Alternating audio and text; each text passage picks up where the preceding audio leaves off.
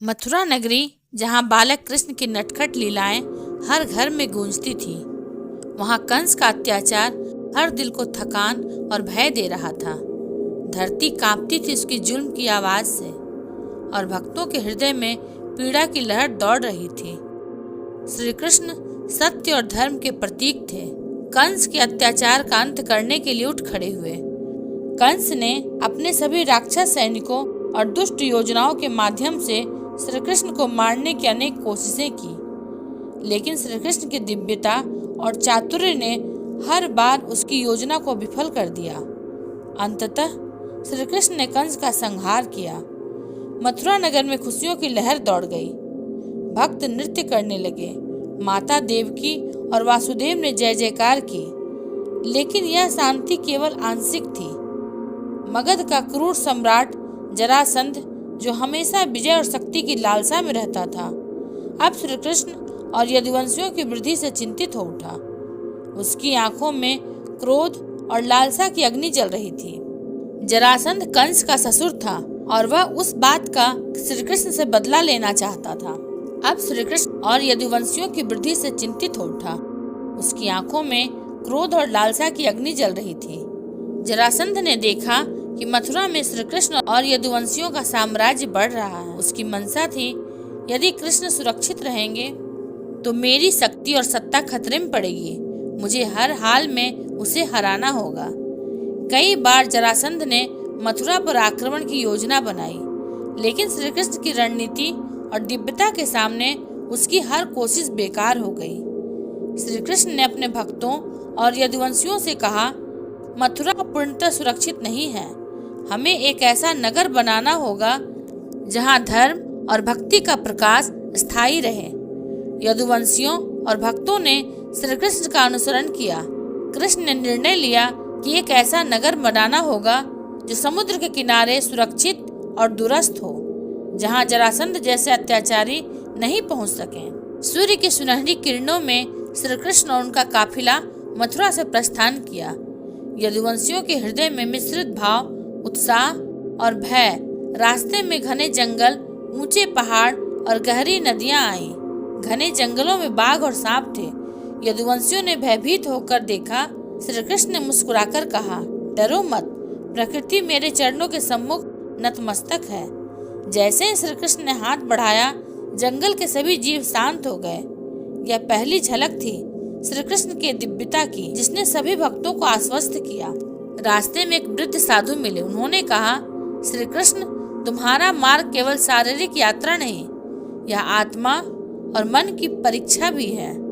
श्री कृष्ण ने ध्यान पूर्वक सुना और अपने भक्तों को बताया कि सत्य और धर्म के मार्ग में बुद्धि, धैर्य और दिव्यता से ही संकट पार किया जा सकता है। जैसे ही द्वारिका का मार्ग समुद्र के किनारे दिखाई दिया, लहरें भयंकर हो उठी। बलराम और भक्त सुदामा डर से कांप रहे थे। श्री कृष्ण ने कहा, डरो मत, सत्य और धर्म के मार्ग में कोई शक्ति टिक नहीं सकती जो धर्म के विरुद्ध हो। श्री कृष्ण ने अपनी दिव्यता से समुद्र की लहरों को शांत किया। काफिला धीरे धीरे सुरक्षित द्वारिका पहुंचा। भक्त विस्मय में देख रहे थे। श्री कृष्ण की दिव्यता ने प्रकृति को भी नतमस्तक किया। द्वारिका पहुंचते ही श्री कृष्ण ने नगर का निर्माण शुरू किया। सुनहरी रेत, कीमती पत्थर, भव्य राजमहल और यदुवंशियों के लिए सुरक्षित निवास बनाए गए।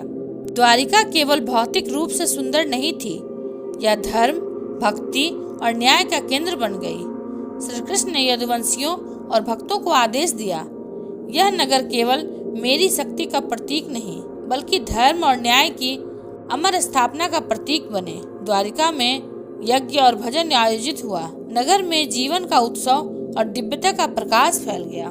जरासंध के लिए द्वारिका अब एक चुनौतीपूर्ण नगर बन गया। समुद्र और प्राकृतिक बाधाएं इसे असंभव बनाती थीं। श्री कृष्ण की रणनीति और दिव्यता ने जरासंध के हमलों को विफल कर दिया। इस प्रकार जरासंध का भय ही श्री कृष्ण को द्वारिका स्थापित करने के लिए प्रेरित करने वाला मुख्य कारण था। द्वारिका में श्री कृष्ण ने यदुवंशियों और भक्तों के लिए सुरक्षित और समृद्ध वातावरण बनाया। रासलीला, भजन, यज्ञ और खेलों से नगर जीवन जीवंत हुआ। श्री कृष्ण के नेतृत्व में धर्म, न्याय और भक्ति का प्रकाश फैल गया। जरासंध चाहे जितना बड़ा और क्रूर हो, लेकिन सत्य और धर्म की शक्ति, श्री कृष्ण की दिव्यता और यदुवंशियों की भक्ति से हमेशा परास्त रही। श्री कृष्ण की द्वारका यात्रा केवल स्थानांतरण नहीं थी, यह धर्म की स्थापना, न्याय की रक्षा और भक्तों के हृदयों में प्रेम का प्रकाश फैलाने की यात्रा थी।